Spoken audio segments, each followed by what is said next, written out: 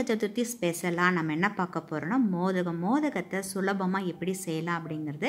விநாயகருக்கு ரொம்ப பிடித்தமான ஒரு பலகாரம்னா மோதகம். ஏன்னா நம்ம மோதகம், கொண்டக்கடலை, கொழுக்கட்டை, கரும்பு இதெல்லாம் வச்சு படைப்போம் இல்லையா. அதில் முக்கியமாக நம்ம மோதகம் எப்படி செய்யறதுன்னு இன்றைக்கி வீடியோவில் பார்க்க போகிறோம். பார்க்கலாமா? நீங்கள் முதல்ல நம்ம சேனலில் பார்க்குறீங்கன்னா நம்ம சேனலில் உள்ள கண்டென்ட்லாம் பாருங்கள். உங்களுக்கு பிடிச்சிருந்துச்சுன்னா ரெட் கலர் பட்டனான சப்ஸ்கிரைப் பட்டனை நீங்கள் ப்ரெஸ் பண்ணிக்கோங்க. பக்கத்தில் இருக்கிற பெல் ஐக்கானையும் ப்ரெஸ் பண்ணிக்கோங்க. இதுதான் ரொம்ப முக்கியம். அப்போ தான் நான் எப்பப்பெல்லாம் வீடியோ அப்லோட் பண்ணுறேன்னா அதையெல்லாம் நீங்கள் மிஸ் பண்ணாமல் பார்க்க முடியும். பிள்ளையாருக்கு ரொம்ப பிடிச்ச உணவு அப்படின்னு பார்த்தீங்கன்னா மோதகம். அந்த மோதகத்தை இன்றைக்கி எப்படி சுலபமாக நம்ம செய்யலாம் அப்படிங்கிறத பார்க்க போகிறோம். பேனில் வந்து 1 ஸ்பூன் நெய் விட்டுருக்கேன். இது ஹீட்டானால் 2 கப்பு துருவன தேங்காவை எடுத்து வச்சுருக்கேன். இப்போ அந்த தேங்காவுக்கு 2 கப்பு தேங்காய்னா 1 கப்பு உங்களுக்கு வெல்லம் தேவை, அதாவது ஜாக்கரி தேவைப்படும். இப்போ முதல்ல நம்ம தேங்காவை சேர்த்துட்டு லைட்டாக வதக்கிக்கணும். ரொம்ப நேரம் வதக்கணும் அவசியம் இல்லை. கைவிடாமல் ஒரு 2 நிமிஷம் நீங்கள் வதக்குனா போதும். அது இந்த கடலைப்பருப்பும் பார்த்திங்கன்னா பைத்தம்பருப்பில் கூட நம்ம பூர்ணம் செய்யலாம். ஆனால் இது ரொம்ப சீக்கிரமாக ஈஸியாக செய்கிற மாதிரி இருக்கும். அதனால தான் உங்களுக்கு ஈஸியான சுலபான முறையில் கொழுக்கட்டை எப்படி அதாவது மோதகம் செய்யலான்னு காட்டுறவங்களுக்கு. இப்போ இந்த நேரத்தில் நீங்கள் வெல்லத்தை அதில் சேர்த்துக்குங்க. வெல்லம் ரொம்ப நேரம் உருகி பாக ஆகணும் அவசியம் இல்லைங்க. அது எல்லாமே உங்களுக்கு அதுக்குள்ளே மிங்கலானால் போதும். இப்போ நல்லா அடி பிடிக்காத அளவுக்கு நல்லா கிளறி விடுங்க. ஏன்னா வெல்லம் சேர்த்துட்டோம் இல்லையா. அடிகனமான பாத்திரத்தில் நீங்கள் அதை செய்யுங்க. நீங்கள் ஏன்னா ஸ்டெயின்லெஸ் ஸ்டீலில் நம்ம செய்யும் போது பார்த்திங்கன்னா மெல்லிசாக இருக்கிற பேனில் செஞ்சோன்னா அடி பிடிச்சிடும். இப்போ கை விடாமல் அப்படியே கிளறிட்டே இருங்க. இதை ரொம்ப நேரம் கிளறணும் இல்லை அவசியம் இல்லை. ஒரு 5 நிமிஷம் போதும் இது. இப்போ அது இலகி அதோட பாருங்கள் சேருது. இந்த நேரத்தில் நம்ம நுணுக்கி வச்சுருக்க ஏலக்காய் பொடியை இதில் சேர்க்குறோம். ஏலக்காய் பொடி சேர்க்கும்போது நல்ல வாசனையாக இருக்கும். அதுக்கு 1 சிட்டிகை உப்பு, இனிப்பு செய்யும் போது பார்த்திங்கன்னா 1 சிட்டிகை உப்பு சேர்த்தா ரொம்ப நல்லா, அதாவது பிஞ்ச் ஆஃப் சால்ட்டு. இப்போ இதை நல்லா கிளறி கொஞ்சம் ஆறுனதுக்கு அப்புறம் நம்ம அதை எடுத்துக்கலாம். அதுக்குள்ளே நம்ம இப்போ மேல் மாவு ரெடி பண்ணிடலாம். மேல் மாவுக்கு நீங்கள் வீட்டிலே பச்சரிசியை பார்த்திங்கன்னா நல்லா வாங்கிட்டு களைஞ்சிட்டு அதாவது காய வச்சு பொடியாக்கி சளிச்சு நீங்கள் செஞ்சுக்கலாம். இல்லைன்னா கடையிலேயே உங்களுக்கு அணில் அதுமாரி கிருஷ்ணாவில் இடியப்பம் கொழுக்கட்டை மாவே விற்குது. இல்லை பச்சரிசி மாவே நீங்கள் வாங்கிக்கலாம்.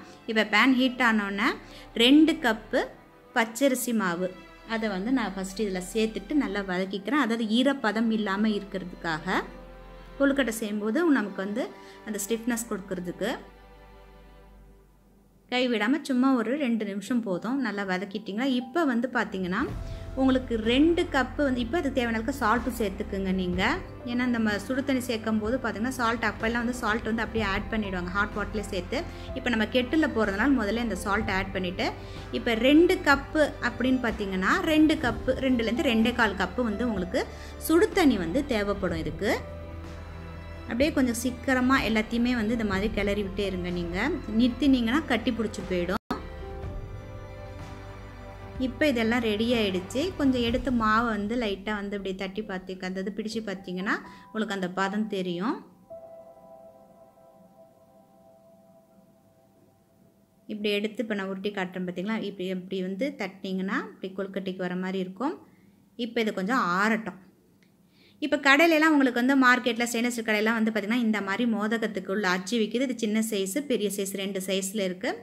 உங்களுக்கு எந்த சைஸ் தேவையோ அந்த சைஸில் நீங்கள் எண்ணெயெல்லாம் அப்ளை பண்ணிவிட்டு இந்த மோதக மாவை வைக்க வேண்டியதான். இதுமாரி பார்த்திங்கன்னா ஒரு 4 பக்கம் அதாவது 3 பக்கம் இந்த மாதிரி இருக்கும் உங்களுக்கு கொழுக்கட்டை வைக்கிறதுக்கு.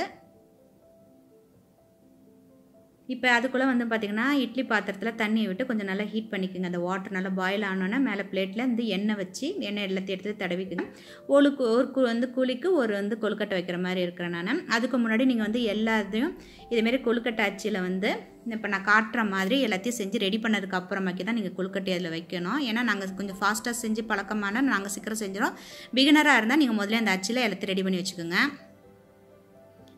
இப்போ இதை பார்த்திங்கன்னா இந்த மாதிரி ஸ்டஃப்பு அதாவது அந்த ஸ்டஃப்பை கொடுத்து எல்லா இடத்துலையும் இப்படி பரவுற மாதிரி நல்லா எண்ணெய் வச்சு அதாவது ஒரு வாட்டியும் நீங்கள் எண்ணெய் தண்ணி தொடக்கூடாது, எண்ணெயிலேயே அப்ளை பண்ணுற மாதிரி இருக்கும். நல்லா இந்த குழியில் எல்லா பக்கமும் படுற மாதிரி நல்லா அதை பரப்பி விட்டுருங்க. இப்போ இது ரெடி ஆகிட்டு இந்த மாதிரி இருக்கணும். நல்லா டைட்டாக அதை பிடிச்சிக்குங்க இந்த இதை, ஏன்னா ஓப்பன் ஆகிடும். இப்போ இதில் தேவையான அளவுக்கு பூர்ணத்தை அதுக்குள்ளே ஸ்டஃப் பண்ணிவிடுங்க. ரொம்ப நிரப்பி நீங்கள் செய்ய தேவையில்லை. ஏன்னா மேல் மாவு வேறு வைக்கணும் இல்லையா. இப்போ இந்த இதில் வந்து இந்த மாதிரி மேல் மாவை அதுக்குள்ளே அழுத்தி நல்லா இது மாதிரி ப்ரெஸ் பண்ணி விட்டுருங்க. எக்ஸ்ட்ரா இருக்கிறதெல்லாம் நீங்கள் எடுத்துருங்க, இந்த மாதிரி ஓரத்தில் இருக்கிறதெல்லாம்.